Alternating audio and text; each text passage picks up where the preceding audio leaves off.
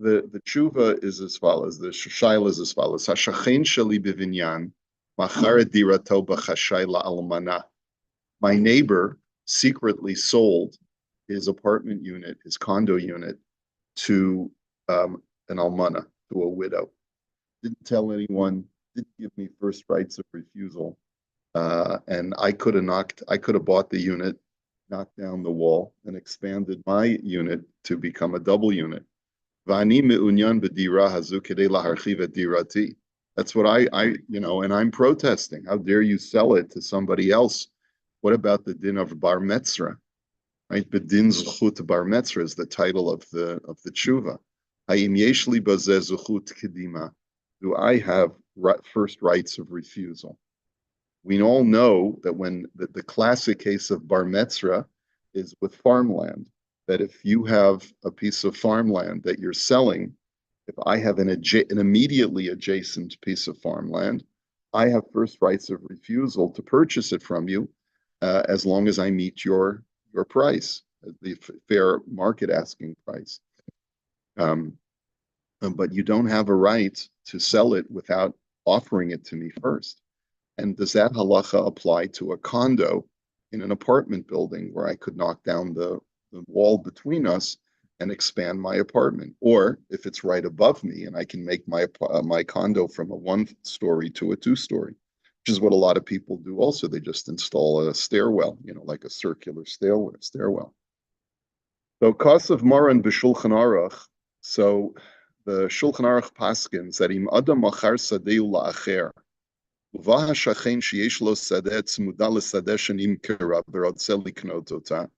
this is the case that I just mentioned. If a person sold his field to another person, but his neighbor then comes along after the sale and says, I want to buy it.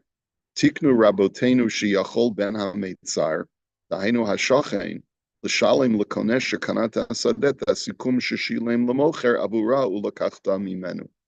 Then the neighbor can actually, according to a takanas chachamim, can coerce the buyer to sell it to him for the exact price that he purchased it for. I guess you'd have to throw in closing costs and all of the other costs that the buyer incurred in order to purchase the property. But as long as I can make him whole and not make him lose out, I have that right, and I can coerce you to relinquish it. Kidorsh. Okay, well, we'll have to see. We'll have to see if the widow, that we got the violins playing now in the background, does that make a difference? Okay. Kidorshu rabotenu al hapasuk ve'asisa hayasher v'hatov b'nei Hashem Elokecha.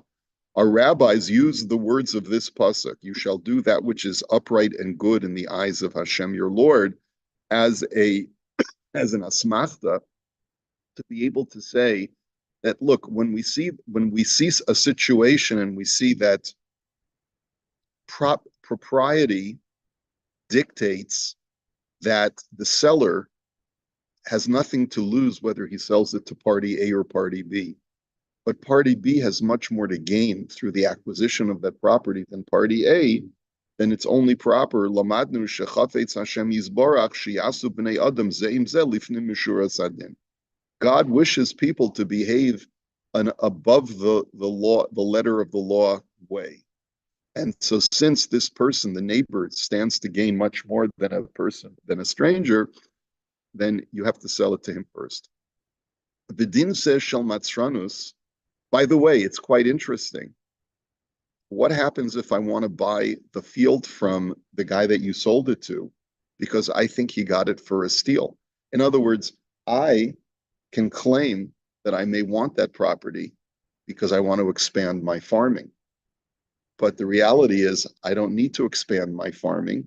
And all I want is that I know that this guy you sold it to got it for a killer of a price, because right after he bought it, the market shot up. Would we still say the din of bar metzra? Would we still say that halacha?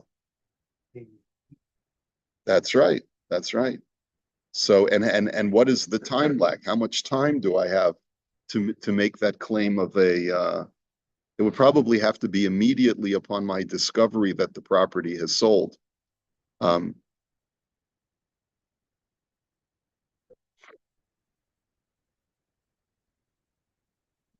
It could be. Yeah. Yeah. Right.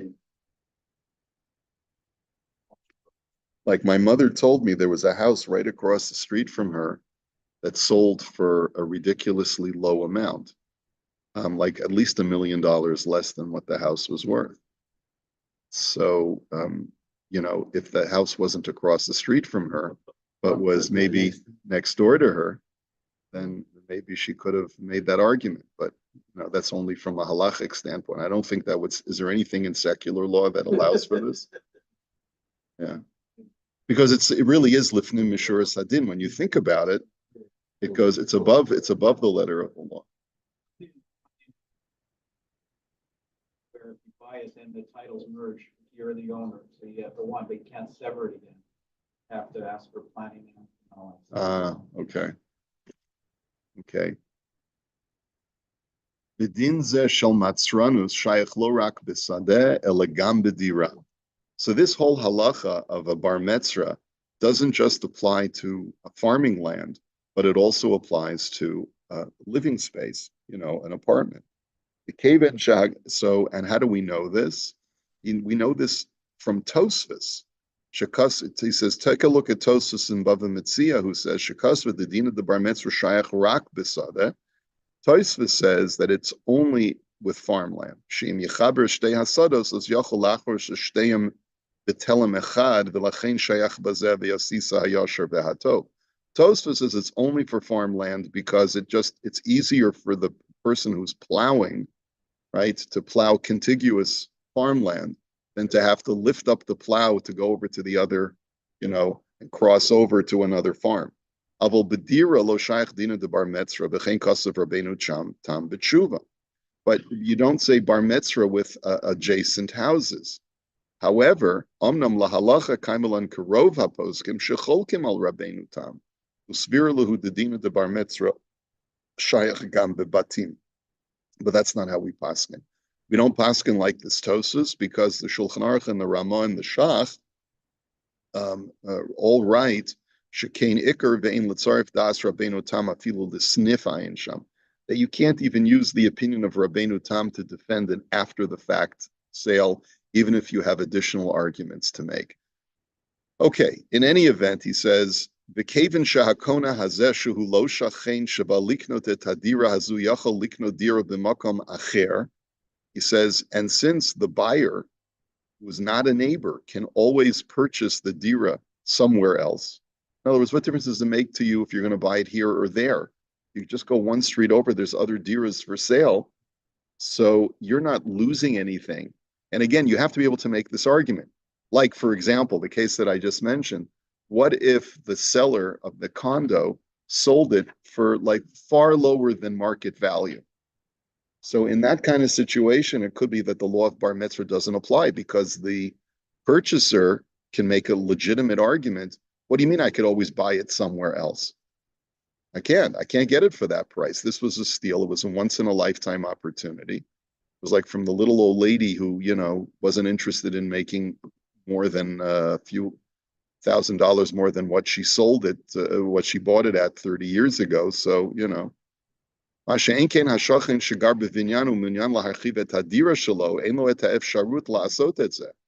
he says, the neighbor who lives in the same building and is right next door and wants to expand his dira, he doesn't have the opportunity to go to the next street and buy a dira and combine the two. That's just not physically possible. So he says, so that's the last part of this packet. And then we go to this packet. Lachein tiknu rabosenu shekol echad mi ba'alei hadirot hasmuchot yachol l'salek es hakoina. He says, and therefore the rabbis instituted that anyone who has an adjacent apartment can remove the buyer afilu shekvar kana et hadira. Even if he already purchased the apartment, I can go after the fact and say, no, you have to sell it to me. And he has to pay the full price of whatever the guy paid for the dira. Yeah. All right, so let's see. So let's see. We have to go back to the almana. We haven't talked about the almana yet. We'll talk about the almana. V'hu adin im adam hilva lechaveru kesef, v'haloi v'mashchan lo es dirasa, v'achar kach rotza halo v'limkor dirato. He says, not only is this true by a bar mitzvah, but let's say Ruvain lends money to Shimon, and Shimon gives him his apartment as collateral. And so, v'achar kach rotza halo v'limkor et dirato, and then the malva wishes to sell. The borrower Shimon wants to sell the dira. Yesh lamalva zechus kedim al hadira. Not only if I live adjacent, but also if I already have some vested interest in that apartment because I'm holding it as collateral. On the loan, I have first rights of purchase. And what's also interesting, the question is, what if there's a tenant?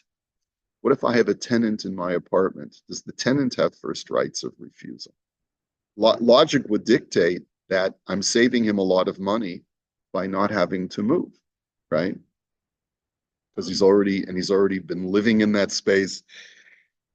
And it would cost him several thousands of dollars to have to find a new place to move. It could be, and I don't know how we paskin, but it could be that Yosher would dictate that he would have first rights of refusal.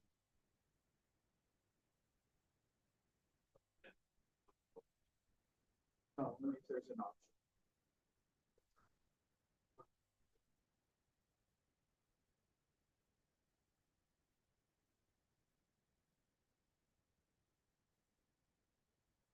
Could be. It could be.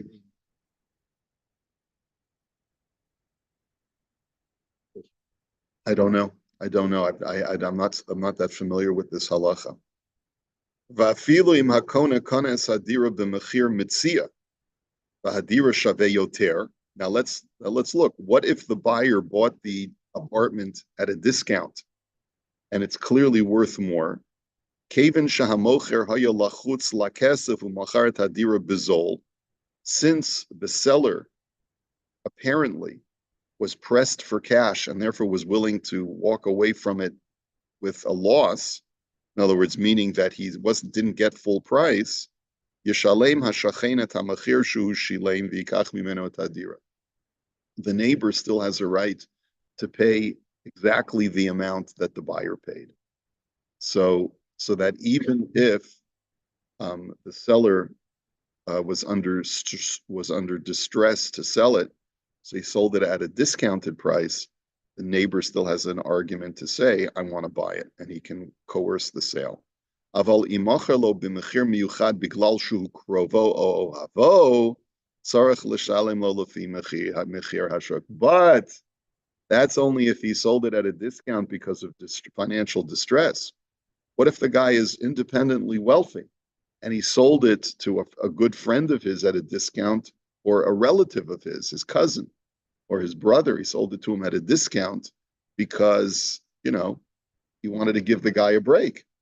So then that the neighbor can't say, sell it to me at the same price. He has to pay fair market value at that point. And therefore, even though the guy may have bought it, let's say, for 50% of the value, yes, it's true that the bar mitzvah can coerce the sale, but he has to pay full market value.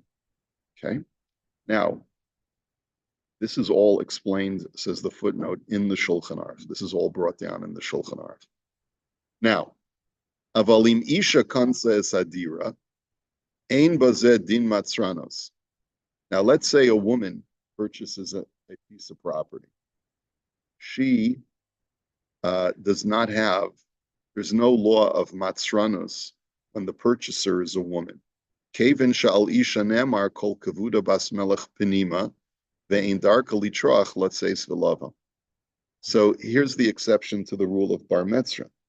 If the buyer is a female, you can't coerce her to vacate the property and sell it to the neighbor, because the rabbis were sensitive to the fact that women are modest and you can't burden them to vacate a property that they purchased and go somewhere else. So there's chivalry built into halacha, right? You always think that the rabbis are, misogynist and the mean guys. They don't give women a fair shake. but it is a double-edged sword. Because of Kol Kvuda Bas Melech Penima, which is the reason why, maybe women shouldn't get an aliyah, and there are other things that we don't allow a woman to do. But at the same time, it gives her certain privileges. We basically say, listen, we're not going to be matriach, or we're not going to burden her to have to vacate and go find another apartment just because the neighbor wants it. Now let's take a look at the footnote for a second. He says, "Kain pirish hashulchan aruch sham va'atam al pi hasma sham v'rot salomar." So he says, I refer you to the sif in the Shulchan Aruch where the Shulchan Aruch talks about this. V'rot salomar, and the explanation of this halacha is the chol atam shel dini matzranos. The whole reason why a neighbor has first rights is mishum sheyachol lomer lakona b'makom liknot kan tikna b'makom acher. Because the argument that the neighbor can make is, instead of buying here, buy somewhere else, go to the next street. But the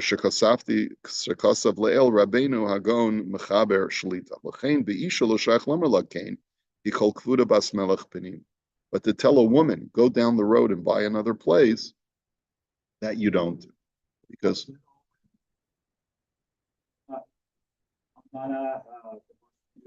it seems to make no difference. Well, that's a good question. Is that true about a married woman as well? So let's take a look at the next paragraph. He says, "Ve'ein lomar shehayom shedarkan shel nashim litroach b'masa umatan."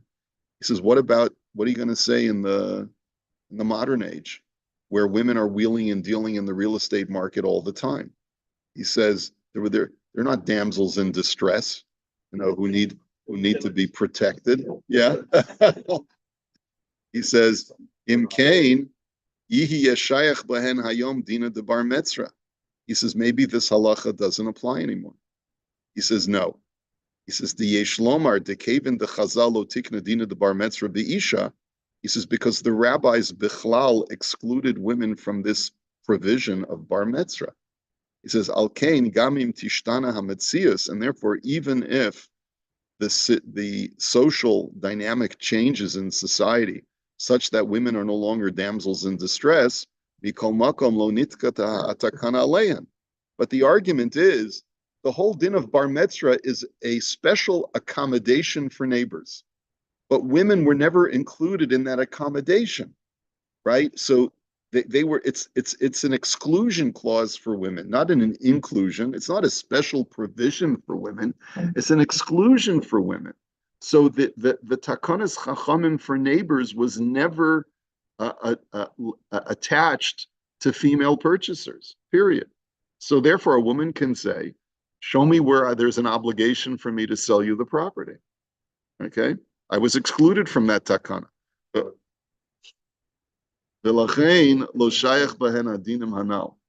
Right? And that would be a great way to make sure that you can buy property without having to worry about the neighbor, is put your wife's name on the title and make her the buyer. He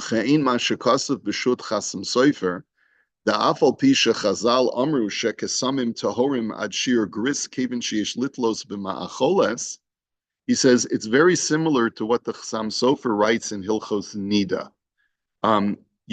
The Chachamim say that if a woman finds a blood stain on her undergarment, as long as it's smaller than the size of a gris, which is like a bean, like the size of if it's smaller than the size of a penny, that stain, we can assume that it's not blood that came from her, but rather it may have come from a bug or from some other external source. hayom ein matsui benenu ma'acholos ka'elu. So maybe the argument goes, well, that was only then when people did not practice the hygiene that we practice today. But women don't have bugs crawling in their underwear. So maybe you would have to say that if a woman finds a blood stain, then you do have to declare her a nida.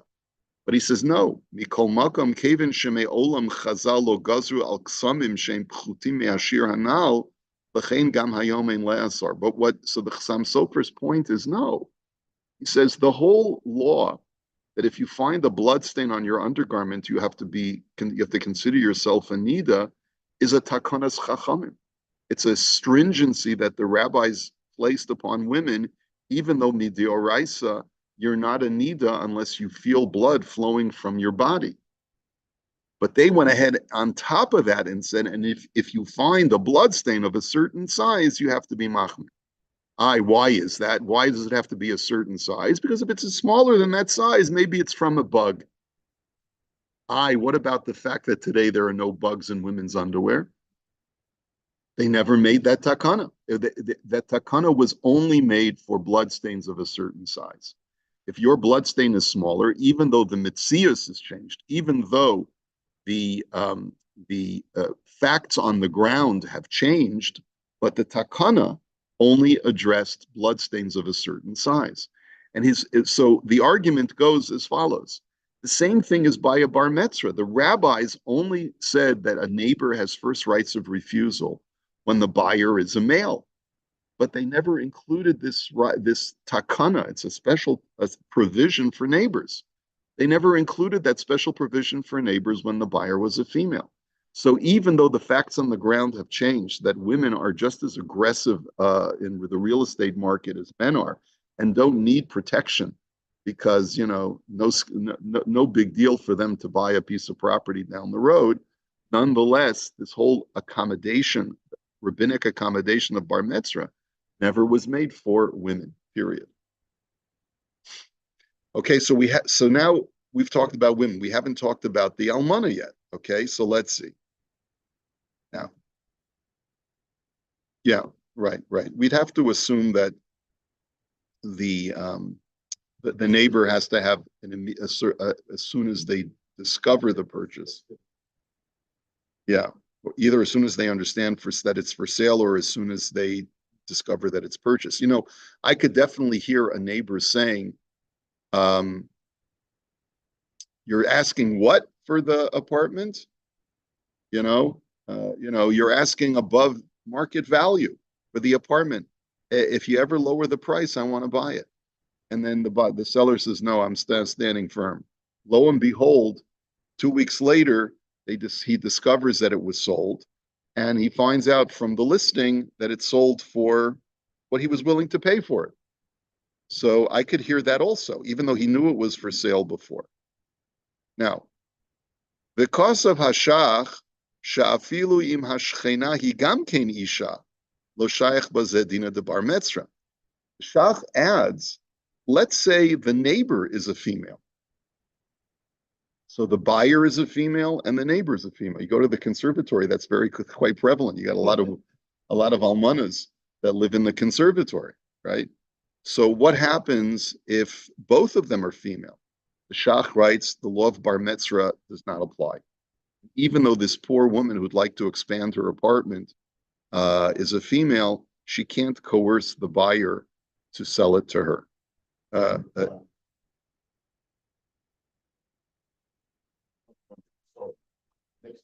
The neighbor.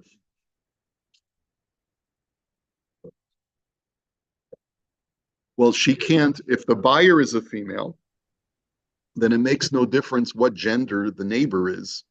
It makes no difference as long as the buyer is a female. A neighbor, yeah, she has a right of a bar mitzvah just like a male does. The chidush is that if the buyer is a female, then it makes no difference whether the neighbor is male or female. The law of bar mitzvah does not apply. The dafka isha shehi rivaka o almana, but that's only when the woman in question is a bachelor or a widow. O afilu isha nesua, im yadua bebirur sheyesh la kesef she'en la bayla reshus bahem, az lo shayach bahen dina de bar mitzvah. Or if it's a woman who's married, but we know that she has independent finances, and she can buy the property herself, the law of bar mitzvah does not apply to her when she's the buyer, and therefore you cannot the neighbor cannot coerce her to sell, which is again a big chiddush. Now, so let me see how much more we have of this. We'll do the footnote later. Aval, istam isha nesua shayach kol dine matzranos. But if a woman is married and her finances are commingled with her husband's, then she doesn't have a right to say, I'm a buyer, and therefore the neighbor has no rights. He says, Kimasha kansa isha kanabaila, because whatever a woman purchases, her husband has the hand in the sale and in the purchase. Okay? Even though her name is going to go on title, but if the husband and wife share their finances, halachically, the husband is in control of that financial transaction. Even though that may not be true in the eyes of the law, but it's true in the eyes of halacha.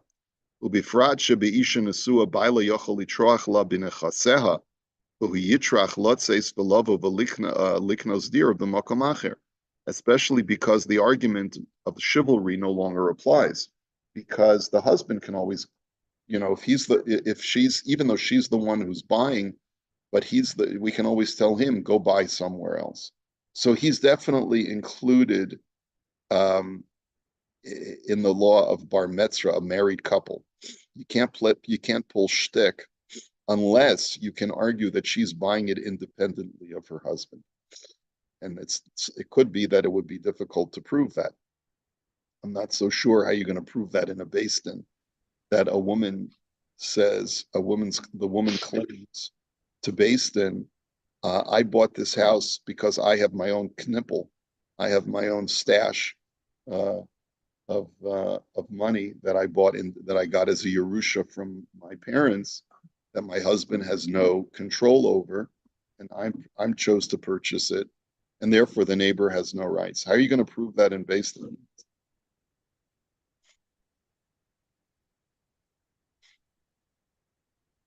Time.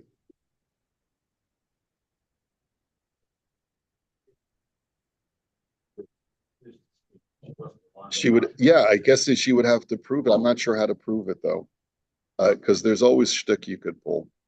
Have a good day, everybody. Well, I just want to continue with the